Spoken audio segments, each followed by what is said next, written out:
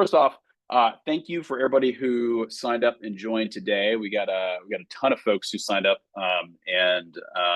based on the newsletter that we sent out the last couple of weeks. If you guys are here, it's likely because you're on the Commerce Lab newsletter. So first off, I just want to thank everybody for being readers. Our team puts a ton of work into that newsletter. So if you guys ever have any feedback or any topics that you guys would like to hear about from us or have us write about, let us know. We'd love to start to diversify some of the content we're putting out in the newsletter. So feel free to email us at any point. Today's topic, right? If you've been on any of our webinar events here over the last few months, is we are trying to, once a month, we're trying to sort of chip away at what we get as some of the top questions from either clients or from prospects or just from readers in the newsletter that they need help with. Right? So what are those sort of hard-hitting topics or hard-hitting insights or tactics that you can use to help improve performance of your stores, whether it's improving conversions or improving revenue on site, improving user experience, et cetera. And we've tackled a few topics so far, including like product pages. We focused on checkout. And today, what we want to focus on is an area that we get asked about a lot from current clients. And this is landing pages. And what I always like to kind of bring up in the very beginning, we talk about landing pages, is that over the last handful of years, I think landing pages have sort of been touted as this like silver bullet solution for conversions. And what we want to do today is try to give you guys a little bit of a better framework than just assuming you need to be launching landing pages all the time for your brand. So the goal of what we're going to be accomplishing today, or the goal of the presentation today, is going to be twofold. One is, let's talk a little about what types of landing pages exist, and most importantly, when you should use them. And then the second piece is we'll actually give you guys an example layout or an example framework that we use when we are designing landing pages from the ground up. And then finally, we'll take that framework and we'll actually start to look at a few examples. Example sites that we've pulled, we'll walk you guys through, so that way you can actually see how that framework is applied in a real world design scenario. Then finally, what we'd love to do is, if anybody who is attending today has a landing page that they're either currently designing or maybe is already live on site that you would like us to take a look at, we would love to do. And if you're willing to sort of sacrifice yourself as tribute, we'd love to actually take a look at that page today. And we can actually do a live teardown of your page today. So if you've joined, go ahead and throw that URL for that landing page in the chat if you have one. If not, totally fine. We've got plenty of examples we can share. But if you have one you want us to look at, throw it into the chat. And that way, at the end, we will do a live teardown of that landing page for you. Okay, cool. So let me go ahead and introduce myself and Eric for those of you who are not familiar with us, who have not been on the training with us before. But my name is Alan Burt. I'm the founder and CEO of Blue Stout. Blue Stout also runs the Commerce Lab newsletter, which is likely how most of you guys are finding us today. And then joining me today is Eric Myers, and Eric is our head of optimization. So he is the brains behind all of the CRO and optimization work that we do for our clients. And so while I'll be sort of leading off the conversation today and sort of walking through the frameworks, I'm going to hand this pretty quickly over to Eric so he can actually do some of these live teardowns with us today. And I saw that Chris just shared a landing page. So awesome, Chris. We'll take a look at that too. So I encourage anybody else to throw that URL into the chat if you guys have a landing page you want us to take a look at. All right, so let's go ahead and jump into the landing page conversion formula. So first off, I'm going to try to go through these slides as quickly as I can, because I think the best value is going to be us actually showing you some live examples. But before we walk through live examples, I always find it really helpful to have a framework for making decisions. There's so many tactics and so many strategies that get sort of thrown around in the world of e-commerce. I find it really helpful to always be able to go back to the basics and the frameworks when making a decision. Or if you're speaking with your team or someone in your team says, hey, we should do a landing page for this, you can always kind of come back to this framework of decision-making to determine whether or not you should actually launch a landing page or not. So let's start with, first off, just kind of a very, very, very high-level overview of the types of landing pages. We're only going to focus on one of those today, and that's going to be what we call a hero landing page. But there's lots of examples where you might want to develop a very specific landing page to drive traffic to. And a couple of the other examples would be something like a quiz. So if you are running customers through a quiz, or you have a sort of an offshoot from the site that takes visitors into a quiz scenario that then gives them product recommendations. One, you need to convince them to actually take the time to take that quiz, and the landing page is a great way to do that. The other would be any sort of like a bundle offer or bundle builders. And we have actually some examples of that for brands that we've built bundle builders for. Bundle builders are an incredibly good way to increase AOV on the site. They're fairly complex pages, and they're fairly niche styles of landing pages. That's another type of landing page that we typically see launched. Not what we're going to focus on today, but another good example of a landing page. And then another great example would be a listicle. So most of you guys are probably familiar with the idea of like what a listicle would be. And we're not going to touch on that today. We may do a whole nother training on that. But that would be an example of another type of landing page. Where we want to focus today is what we're going to call like a hero landing page. And this is what most of you guys probably think about when you think about a landing page. So this would be a landing page that is either promoting a very specific product or a very specific collection, or maybe subscription, or maybe like a membership program, but it's focusing on one very specific product collection or opt-in. And the idea is to get you to convert. And the idea is that a long form landing page, when used in the right context, can convert much higher than a standard product page or collection page can. But that's the caveat. And this is where we see a lot of sort of experts in the space touting landing pages as being sort of the silver bullet to conversions on site. Or maybe you have an ads firm that says, look, we need to launch landing pages in order to convert ads. You need to think of that in a much more nuanced way. It's not just an across the board silver bullet tactic that can be used and that's always going to work, and that you should just assume is going to work better than your actual site. Eric would attest to this, is that for most of the brands we work with, almost all the brands we work with, we always find that, or almost always find that, the lowest hanging fruit and the best place to place your focus, your emphasis, or your focus first is really on the main site. The main site is going to get the majority of traffic. It's where the majority of customers are coming through. And if you have low conversion rates on the site or low performance on site, you're always going to be better set focusing on optimizing your existing page templates and your product page templates first. So that's the number one thing here, is don't just jump to landing pages, focus on your main page templates first. Then, if you do think landing pages are an opportunity for the brand, this is the framework we recommend using to make that decision. So for your brand, if you speak to multiple audiences, as an example. So if you would map out your ideal customer profiles and you have multiple, very distinct, very different customer profiles, that's a really good chance that a landing page is going to be a good opportunity for you. If you have ad creative that is speaking very specifically to one of those ICPs or customer types, and right now you feel like you're driving that creative to a product page that's just a little too general and speaking to your entire audience, that might be a really good opportunity to spin up a landing page that speaks very specifically to one of your audiences. An example of this would be, we worked with a weighted blanket brand, weighted blanket brand a few years ago. And one of their very specific ICPs was night shift workers, people that work during the night and then slept during the day. So the weighted blanket helped people sleep. That was one of the main benefits of the product. It appealed to multiple different types of audiences, but they needed a landing page that spoke very specifically to night shift workers so that they could appeal to that pain point. So a good example of catering to audience with a landing page. Second example would be, or they said the second sort of reason to spin up a landing page would be different angles. So let's say you've got an angle that you want to represent, or you want to pitch to your audience about the product. So let's say your product has multiple different, very unique benefits, or your product solves multiple very different, distinct problems. Or maybe you have a very specific offer or promo that you don't want listed on the live site. So whatever that angle is that you want to make sure is placed front and center for your audience, a landing page is a really good way to do that. So I'll give you an example. One of the brands we worked with is it's a freeze-dried food product, CPG brand. And their sort of lead, their lead market is people that are looking to buy freeze-dried food, right? The benefits of the product, though, the reason to buy the product are multifaceted. So one main reason to buy the product is if you're into like backpacking, camping, you purchase the product, you take it on a backpacking or camping trip. It's sort of camping food. That's one angle and one reason and one benefit to buy the product.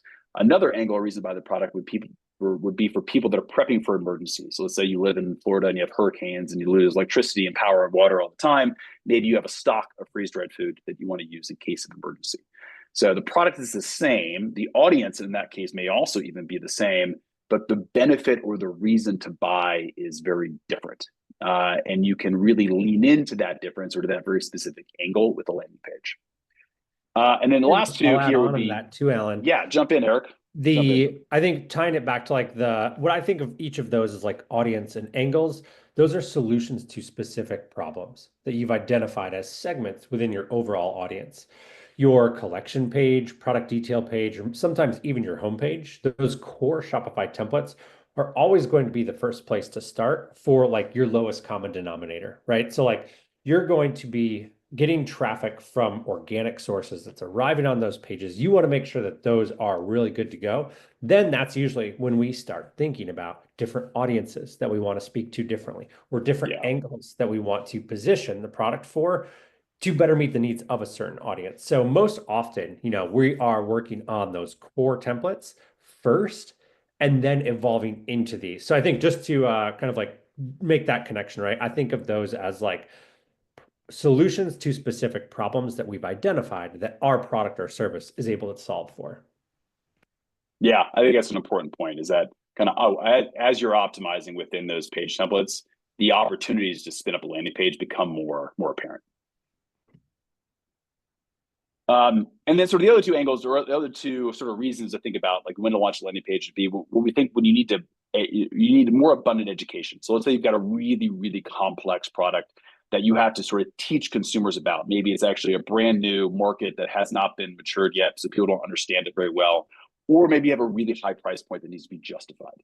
And we've seen this, especially in things like almost like commoditized markets, where somebody sells a really high-end version of a product that also has a lot of commoditized competitors, and you have to convince your buyer as to why the price point is worthy of your product. And so you need to be able to walk somebody through that very specific brand story. Maybe it's how the product is created or where it's sourced from, etc. But if you need to educate or sell at a much higher level, that's where landing pages become really effective as well. And then finally, leading product. And this is where I think most people can relate, is that if you have a product that is a primary bestseller, it's your leading product, or something that we might call like a lead domino, meaning like if you know that when first-time buyers buy this product, you frequently see them come back to buy more. It's almost like a gateway drug kind of a product. And you've got the data to back that up. That's a great argument to say we don't want people to get distracted by the rest of our catalog. We want to focus new buyers specifically on this product because we know buyers who buy this product ultimately end up converting into higher lifetime value customers for us because they buy more over time. So another really good argument for driving sales into a landing page that focuses on a lead bestseller product. Eric, anything else you want to add to that before I start walking through a framework for landing page design? No, I think that's great. Let's take a look at the frameworks. Cool. So first thing I always like to bring is a caveat to when we start talking about layouts, is that every single brand is going to be a little bit different. This is meant to be a starting point for you to think about how to lay out your landing pages. We're actually going to do some teardowns of a couple brands here right after this that actually have different layouts than this, and we'll sort of explain some of the components within those. But you need a place to start. And so we want to give you a framework that we know works. And this is actually based off of a landing page that we've launched for a couple brands. And the brand I'm thinking of in particular, this layout actually ended up driving a 50% increase in conversion as compared to the product page for the exact same product. So we know that this works, and this is a really good place to start. So how do you want to think about laying out the page? Some of these components can be moved up and down and be moved around, and we'd actually recommend testing into where these are positioned. But this is, again, a really good place to start. So first, you need to have that main hero section up top. And this is where you should be communicating what is the offering, what's the product, what are you pitching to the visitor. And within that same space, you want to be making the pitch as to what makes it special. We'd call this the hook. What is it about your product that is unique or special to your very specific buyer that that buyer very specifically cares about. So you need to align the messaging and you need to align the hook with what your buyer cares about. And this is also a great opportunity to test that within the framework. Then from there, we like to add in a section what we call appeals to authority. And Eric will mention this probably in a minute, that this section we've seen perform well up here or further down the page, and we test this frequently. But appeal to authority is different than maybe just showcasing like a customer review. But at the end of the day, appeal to authority is speaking to outside third-party accreditation or press, somebody that your audience deems to be an authority. So in this space, we were actually working with a fashion brand, jewelry brand, and so we actually were pulling mentions that they had from noteworthy publications that their buyers would consider to be sort of authoritative in the space. And in this case, we actually not only pulled press logos, but we actually also pulled very specific quotes from those articles that spoke to the value of the product. Next section, what makes it special? So if we're going to have a landing page, this is an opportunity for us to really dig in and lean into that sales pitch.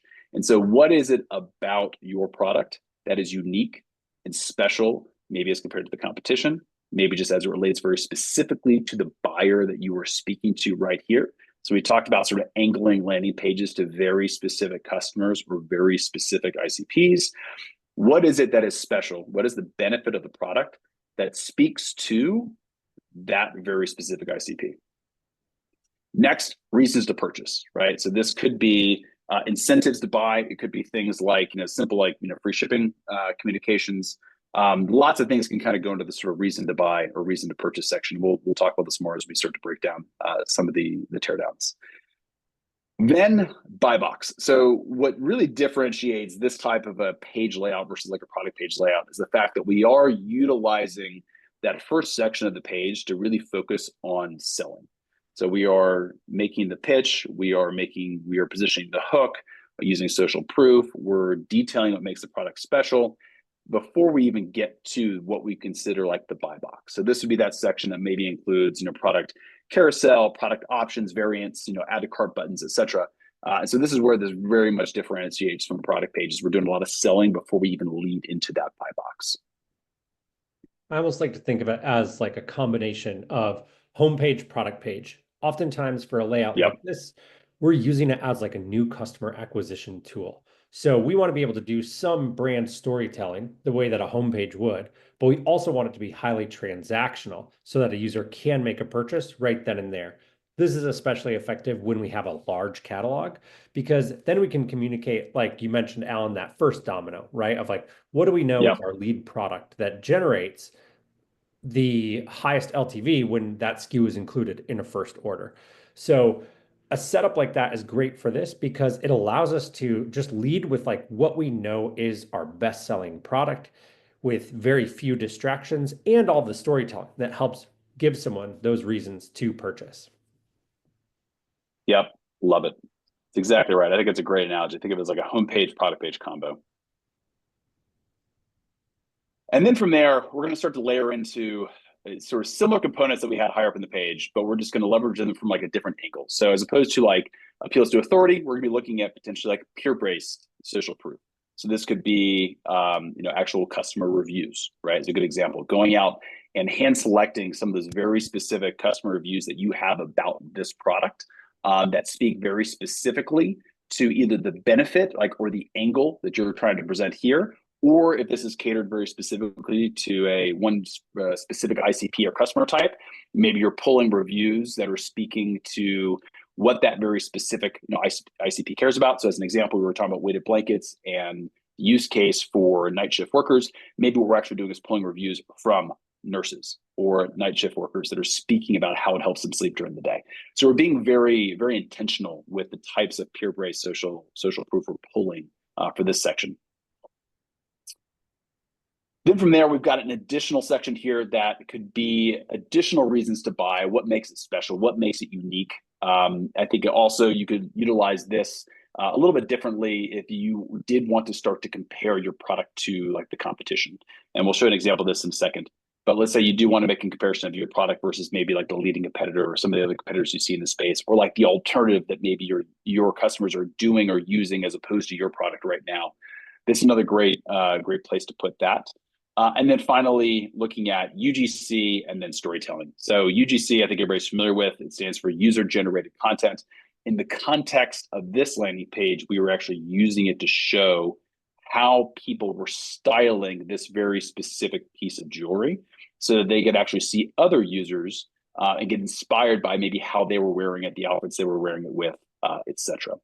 But also it could be used as a source of other types of inspiration. So I was talking about one of our brands that is in the sort of the camping freeze-dried food space. This could actually even be, Instagram photos or UGC of users using the product in real life and out on the trail camping, etc. But it's a source of inspiration. And again, the common thread between all of this is that these shouldn't just be random components. We really want to make sure that all of the content that's being layered into these is matching the use case. So whether it's an audience, whether it's an angle, etc., we want to make sure that the content that's being layered in this matches the entire reason for launching the landing page in the first place. So we'll jump into teardowns here, and I'll let Eric take charge. But a couple of things I would just mention real quick that weren't part of this layout, but things that you'll frequently see at the landing pages that we see that are really important elements would be compare features. So I mentioned, competition compare or comparing against maybe the status quo, what somebody else is already doing. Those work very well on landing pages. FAQs. So if we know there's very specific questions that your customer is going to ask about the product, we can layer those FAQs into the landing page and make sure that they're not leaving the page searching for the answer to a question that they can't find within the content of the page. FAQs are going to keep them engaged. Perceived risk. If you've been on any of our other webinars, you've probably heard me talk about perceived risk. This idea of perceived risk is, there's no risk to your product, right? Your product's great. You're going to ship it. But from a first-time buyer perspective, they don't know. You're a brand they've never purchased from before. So there's going to be a certain level of perceived risk associated with buying a product from a brand that they've never purchased from before. And so if you have things like money-back guarantees, lifetime warranties, etc., things that we would call risk reduction guarantees, you absolutely want to make sure you're layering that into your landing page as well. And then finally, like how it works. You've got a very complex product that requires, and this kind of leans a little bit more into the education side, that requires more education, needs to explain how it works. Utilizing a how it works section or similar is going to be really, really effective. All right. Eric, do you want to, from here, go ahead and jump into one of our actual live product or live landing page teardowns? Yeah, let's take a look at one. All right, cool. Let me see. I want to make sure. I'm going to stop sharing. Let's make sure you can share now. Perfect. I'll pull up the first one. I pulled these guys as an example because I think there's a lot of stuff that they do really well. So I always like to start with the positive. This is a brand that sells like a lot of powdered beverages of different kind of like combinations, flavors, and benefits. The URL you'll see here, right? Like this isn't like a typical, like product page or collection page construction. So how do you find these pages? I just pulled this from their ads library. If you go into their Facebook, you can go see any competitors' ads and you can see where they're sending traffic. This is a great way to start to reverse engineer some of the ways that some of your competitors are potentially creating some of those offers that might be specific to certain audiences, like new customer acquisition or different angles for various products that they're positioning. This page, because I can see that it is getting a lot of traffic from Meta campaigns, I see right away that they have this, like a call out to the amount of trusted reviews that they have. Great way to, right out of the gates, speak to those social users with just a trust signal. Let them know like, okay, you might have seen this on Instagram, but it's not like, drop shipping from halfway around the world. Like we have an established amount of 5-star reviews and great trusted customer base.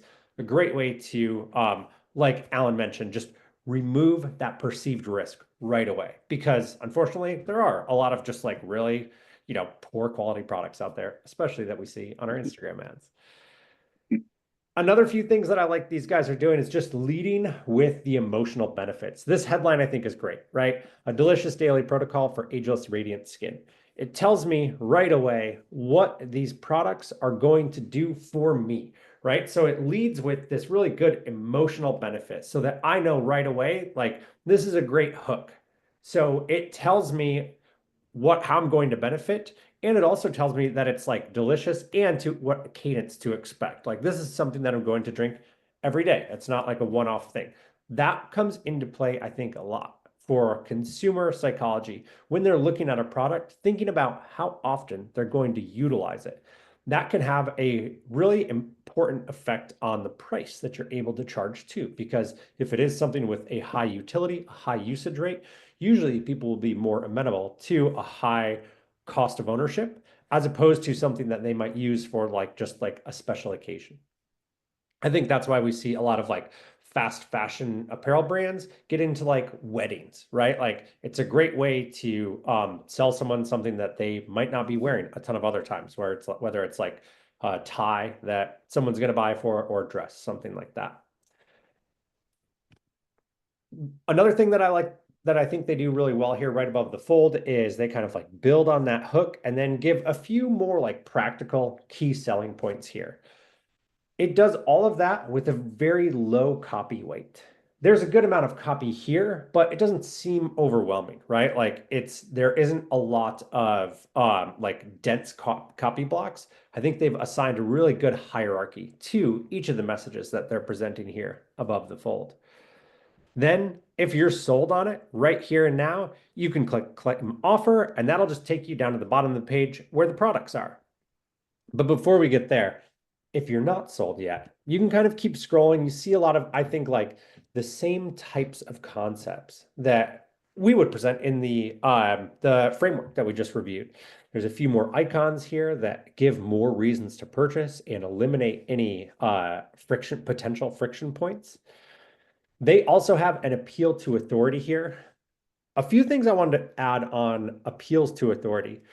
We almost always see that these add value when they're presented on any page, whether it's a core template or a custom landing page. However, the efficacy of them has been declining over the years. So while it's still in, we'll call it plus territory, it has been waning. Whether that's from a increase of utilization and it becomes like one of those things like, review stars on a product page where it's just so apparent and built into every single page that someone's using, they start to kind of like get blind to it. Or I think it could be the fact that we just live now in a very polarizing world. So a lot of times, certain press outlets will be aligned with certain belief systems that your audience might not share. So a lot of times I think they can have like an alienating effect almost, like if, that press outlet tends to be perceived by the audience on, like one side of the political spectrum. What we've seen here with these is we have run, let's see, where are my numbers here? 42 tests in the last 18 months where we're either removing or deprioritizing these appeals to authority type mentions. That actually wins 2 out of 3 times with a median conversion rate lift of 6.2%. So it is really important to make sure that users have some trust, but there are, I think, a lot of instances where it's either just too prominent on a page or maybe included in the wrong page. One thing I think these guys could do even better is adding some of the quotes. Okay, what did Goop have to say about this offering? It's a great way to create a little bit more of like a personal and like humanistic connection while also appealing to that authoritative outlet. And what I'd add to that too, Eric, is that I think a lot of what we see a lot of times too is brands want to kind of throw everything in here. It's like, oh, we've been mentioning these 10 things, so these 5 things, let's throw them all in because more is better. And especially when it comes to landing pages, I don't think that is the case. Where if you are speaking to a very specific audience or you are speaking to a very specific sort of benefit, aligning those press quotes or those appeals to authority to align with that audience or that angle is really important. I'm thinking right now of a test we ran for an outdoor brand that had a number of press logos where we ran the test of removing all those logos and just including one very specific logo that I think was from like Outside Magazine that spoke very specifically to their direct audience versus, and like they removed logos for like Wall Street Journal and Forbes and all that kind of stuff. And that dramatically outperformed. So I think another important point here is that it's you need to test this into your audience. Yeah, 100%. And one thing I do see more than I've got to imagine is actually beneficial is linking out to those articles. A lot of times, especially in like, I think like off the shelf, like Shopify themes, I'll see these linked to the actual coverage. So I think that's like an important just like piece of clarity is that when we're talking about pulling in like some of the coverage itself, pull that into your website where people can shop rather than sending Yeah. traffic off of your site into any of these content sites. Then these guys actually have a pretty long custom landing page here. They go into some of the details. They go from like the overall kind of like bundle that they're selling here and the benefits of that. Then they start breaking it down into the benefits of each. I think that positions it really well. It does a lot of really great information and education. Right here we have, so let's see, who was it? Jenny asked in the chat of what is the difference between like the hook and then the lower section that tells the what makes it special. For me, that's just the length. So up here, there's kind of like this hook of the ageless radiant skin. Then down here, after we've introduced the product and the pieces of it, we start to tell a little bit more of that story. I think they even have, even like this section right here, I think is a good job of kind of like telling users why that hook is true, right? So it kind of builds upon that by telling you, you know, like, hey, these are enjoyable drinks, which is good because I know a lot of the powdered drinks out there are not the best tasting. Uh, and then just speaking to like the overall health improvements and appearance in your skin, like it's communicating a lot of those benefits that yield the result that they've mentioned up here, that ageless radiant skin. Then they have some great peer-based social proof here that speaks to the different benefits of it. And then at the very bottom, they have, oh, and here's like a comparison section that I know Alan mentioned, like comparisons are great, especially for if you know, Peak is not a client. I don't know what traffic sources they are sending to this page, but based on that ads library, I can see that they're sending paid social here. So assume that if you're targeting or if you're selling your product through ads on paid social, then those social platforms are also going to be trying to sell your competitors to that client. So that's why I think kind of comparison charts like this are particularly effective for paid social channels. Then they have a bunch of other really good, I think, like what I would call best practices. But I did want to talk a little bit about their product assortment as well. So each of the products that they have here are, so like this bundle is 126 bucks. If I purchased each of these, you know, I think this one's 58 bucks and this one's 68, something like that. So they have them bundled here, you know, to my benefit, right? Like, okay, cool. They're bundled up here. They work together here. They're not just like bundled together for no reason from a benefit statement. But what I think they're probably trying to do, if I were trying to like reverse engineer this, is at these, you know, at 60 and 70 bucks for each of those individual products, and knowing that they're advertising on a paid social, they're probably facing a challenge of average order value where they're not generating a high enough AOV for like their lead product. Assume one of these is kind of like their lead individual product. And because it's, you know, on the lower side of cost, that they may be having a hard time earning back their cost per acquisition for each of those new customers that they're acquiring. So what they can do, bundle them together, communicate the benefits of using these items together so that users understand why they should purchase both, which then in turn increases your average order value and probably makes that LTV to customer acquisition cost balance look a little more favorable. They also have right next to it a side-by-side where they're actually even comparing their own variations of the product. So you can purchase it on a on-demand one-time basis or as part of a subscription. What I like that they've done with the subscription is they have it right next to the original price. So here's where you start to get some discounts and you get a few extra free gifts too. One thing I think, I can't say that I have tried the Sun Goddess matcha myself, but what I imagine is that with many powdered drinks, it's difficult to get it to mix really, really well, at which point it tastes the best and is most enjoyable to drink. So they've bundled it here with the subscription of a free, frother mixer thing, which probably increases the quality of the product at the point of consumption. So not only is it a free gift to get you to purchase, but it improves your experience with the product once it does arrive.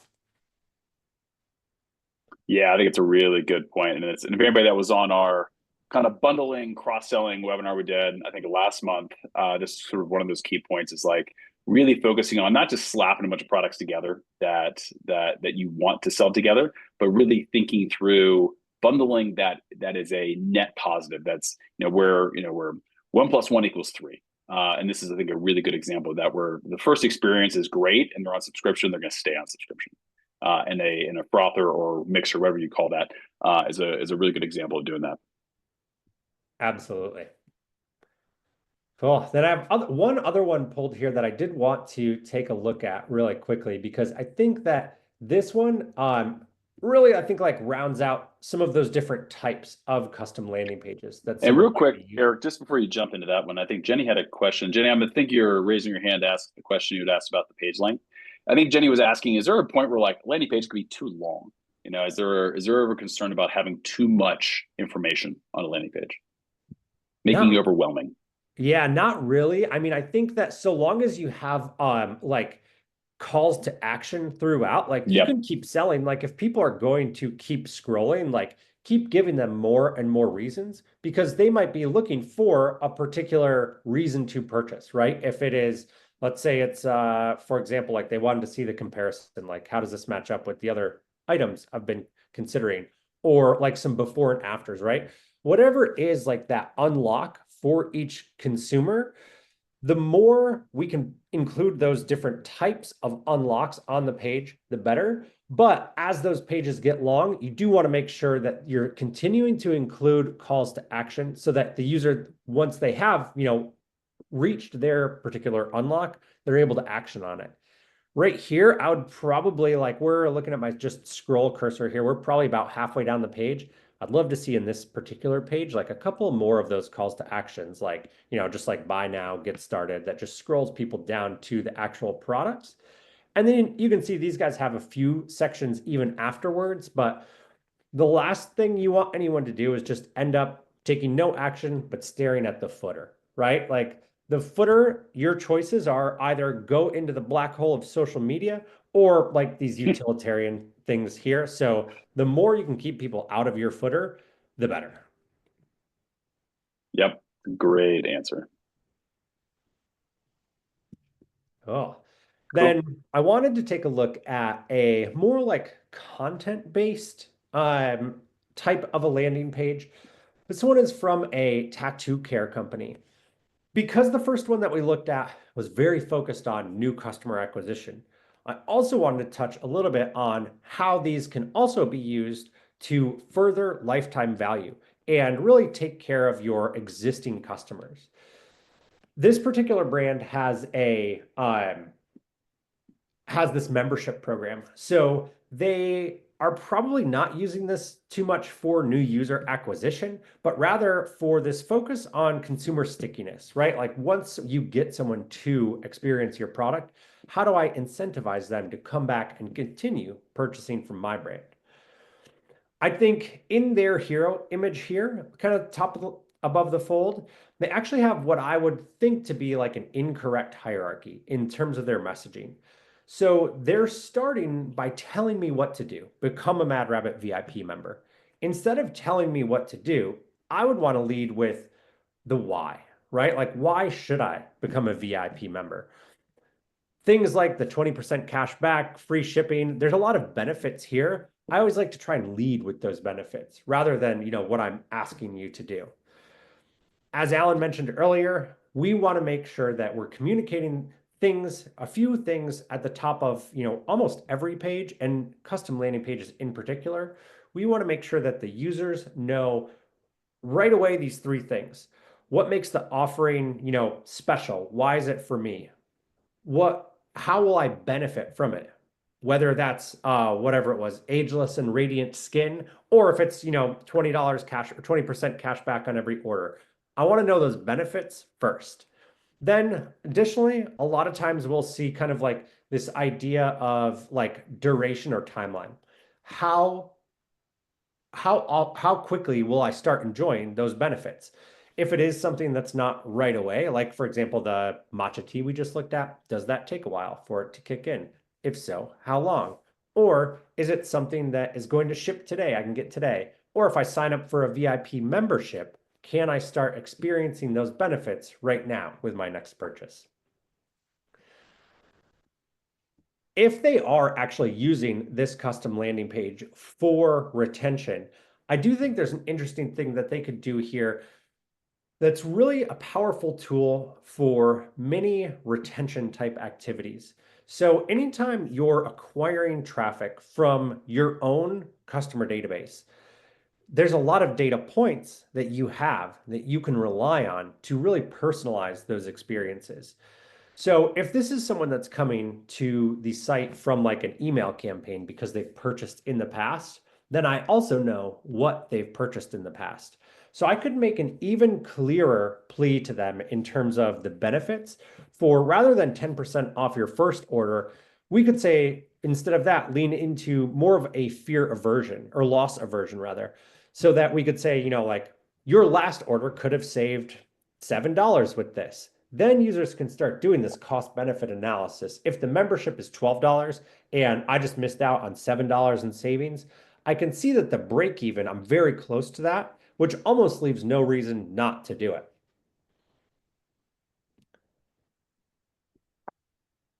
Then another thing I wanted to mention too, in terms of kind of like memberships as well as loyalty, because we have seen these become a lot more a lot more highly utilized over the last, say, like 8 to 12 months. I think we've seen a big pivot towards retention of existing customers and away from new customer acquisition. These types of messages are also really, really helpful to embed right into the shoppable pages, like a product detail page, or maybe even like a drawer cart.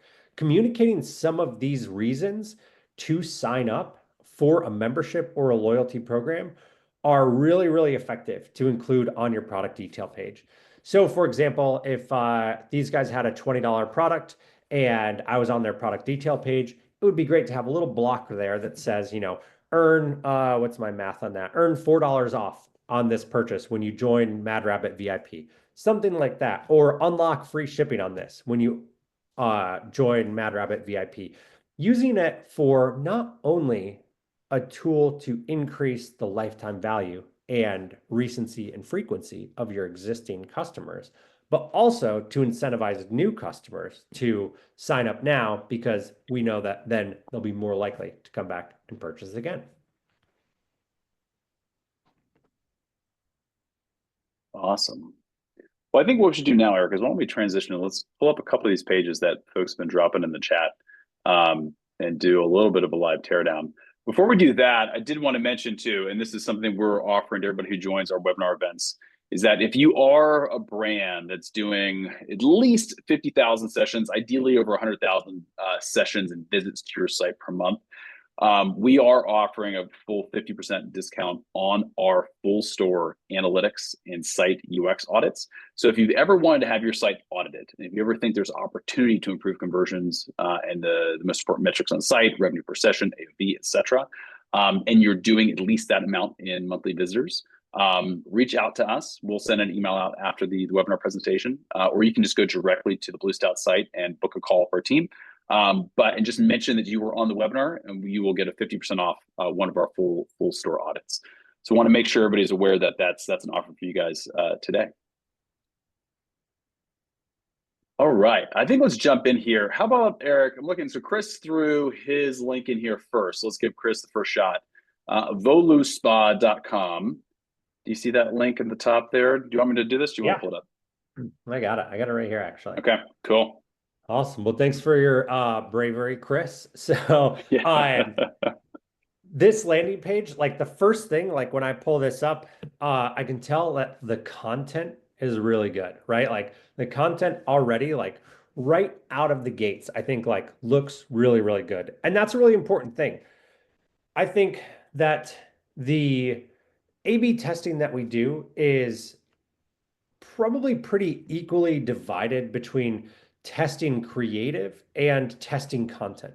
So if we're testing Hmm. different like reasons to purchase and benefits and different hooks, we are also at the same time testing different, whether it's like color schemes, imagery, iconography, a lot of things that like you could make the argument are subjective. Like you can still test how effective those subjective elements are. So right out of the gates, like this looks awesome from just like a creative standpoint, I think. Before I even start scrolling, like the only thing that really jumps out at me is like and again, like I don't know what the traffic acquisition makeup is for users arriving on this page, but I don't exactly know what the product is. I know it's Mediterranean lemon. I'm assuming that's a variation of like a scent or a flavor, right? But like I don't explicitly know what the format is, right? Like is it a Mediterranean lemon tea? Is it a Mediterranean lemon t-shirt collection? Like just reinforcing some of those types of just like categorical things, even if it is a bunch of audience members coming to this page that are they know exactly what I'm about to find when I scroll past the fold, just reinforcing that is a good way to help users understand that they've arrived at the place that they expected, right? It kind of helps to build a little bit of trust almost in that, like, oh, I land on the page that I expected to when I clicked on this email or SMS text or whatever the case may be. Then down here, like beautiful imagery too. Like this looks awesome too. Like just, I mean, it looks great. Let's see though. So this takes me off the page into an actual collection page. I can see down here we have like we start introducing some product. If this is a really effective landing page, I think you could potentially even test into a little bit of a featured product listings here. Let me actually click on this and see how big this collection is for Mediterranean lemon. So, okay, cool. So what is that, about 10, 12 SKUs? Hmm. This could even, and it may live farther down this page, but I do think that there could be an argument to be made for, if we assume that users are sold on making a purchase based on these first statements here, so sold that they're ready to go into that collection, I would just bring that collection into this page. Like you have this beautiful experience here where we're communicating like that Mediterranean lemon line. So I would just pull that straight into the page here.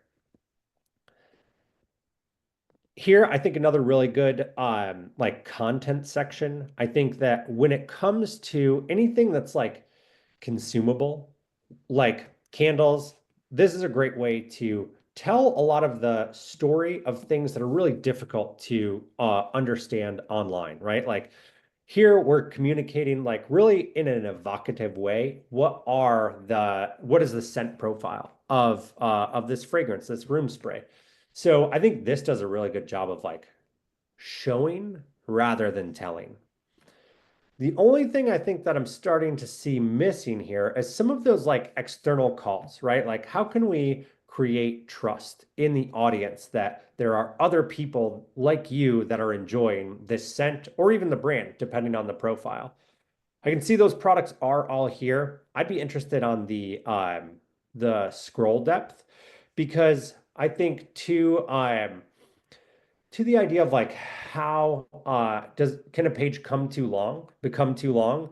This is usually a great thing to just tack on at the bottom of a page. If you don't know what else to put there, just throw some product recommendations there. In this case, I can see it's like the Mediterranean lemon collection here. But whether you're like a t-shirt company or a like a skin beauty tea, or even like a tattoo care company, adding product recommendations to the bottom of a page is usually more effective than having someone staring at this. A lot of times we'll test into like what I would call like an off-ramp, something like this, where it's just kind of like an ad that takes you into an alternative collection or part of the website. But I think that would be like just live view right here. Like I would probably, want to test into like maybe some different copy up here that explains, like this is cross category or it's available in, like candles, room spray, all the different like categorical designations.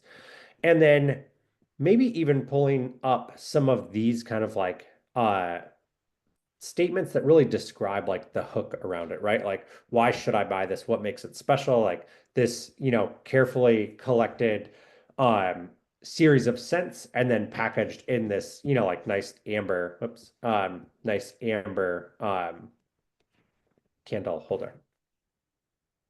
Oh, actually, here's one more.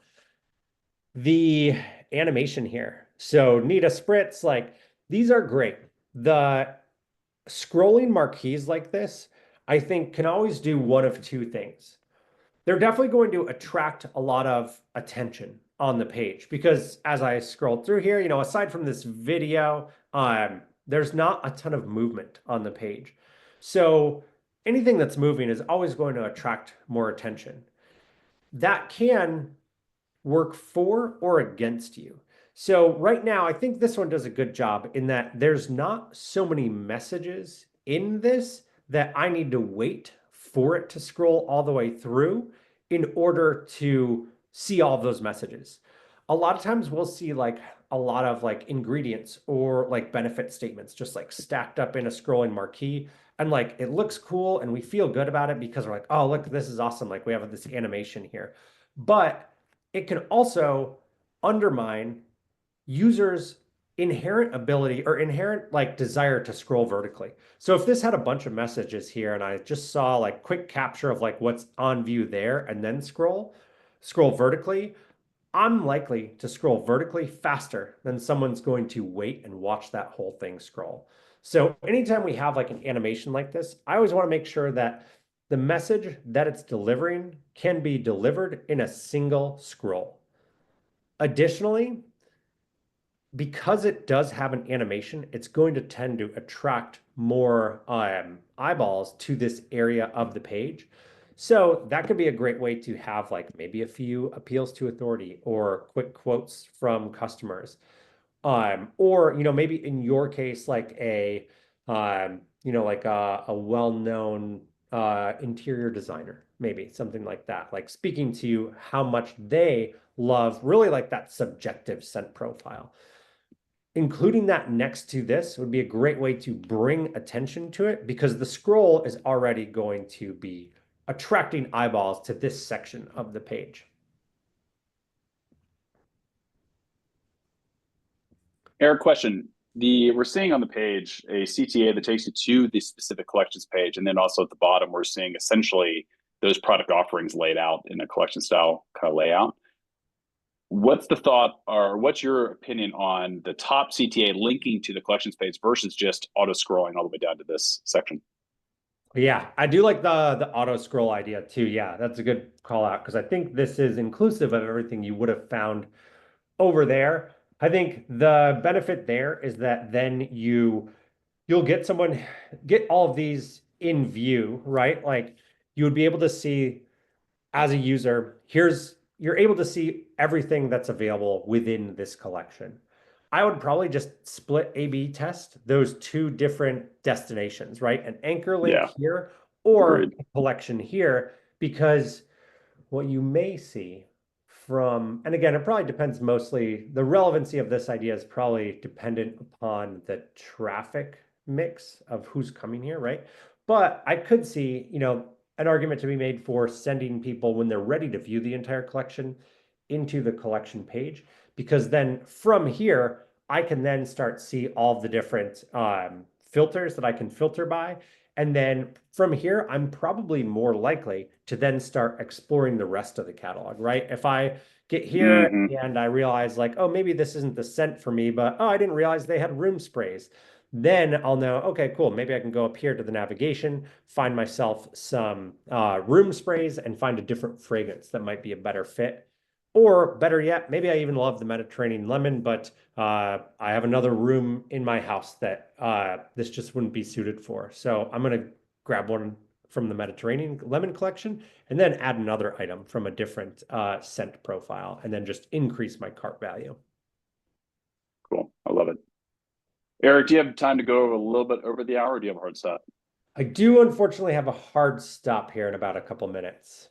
That's fine. Why don't we do a real quick here? Last one here from Dan at Pit Viper down here at the very end of the chat. I think let's open that one up since that goes to a product page. Lindsay, I saw from Revision, I saw you had posted a page in there, but it went to an About Us page. I wasn't quite sure what you want us to tear down on the About Us page. So I think let's take a look at Pit Viper for right now. Cool. Awesome. Let's take a look. This one looks great so far. Like I can tell again, like the last one, like great imagery. But the only thing I would say is that like it's not explaining the product, right? I can see the original 2.0, the bestseller reimagined. But to an extent, like there's something to be said for like, I hate to say this, but like less creative copywriting, right? Like we also want to make sure that people understand what it is, both not just like visually through like the product imagery, but also through like what it is, right? Like if I was going to say like, I don't know who your audience is, but like the original like cycling shield or something like that, like just adding a little bit of a designation is a great way to make sure that users are arriving on the page they expected to. If it's something like that too, where you have those different like angles of different audience members that you're selling the same product to, that could be a really relevant addition here too, right? Like if you did the, the original cycling shield or the original like spring skiing goggle, right? Like stuff like that, where you're then tailoring it to different campaigns that you might have in paid media that are sending traffic here. This part is awesome. I love a little bit of like storytelling that helps me understand like why, especially this one, right? The best just got better. We're communicating those reasons to purchase and product benefits really visually here, right? So we can see like not just bullet points of like here are the reasons to buy, but you're applying them in the context of the product. I think that looks really well, really good. Let's see. I'll just do a quick scroll through this, get a sense of the whole page. I think the thing I'm seeing in this that we're missing is just there really is no social proof of any kind, I think, layered in here. And that seems like a big missed opportunity.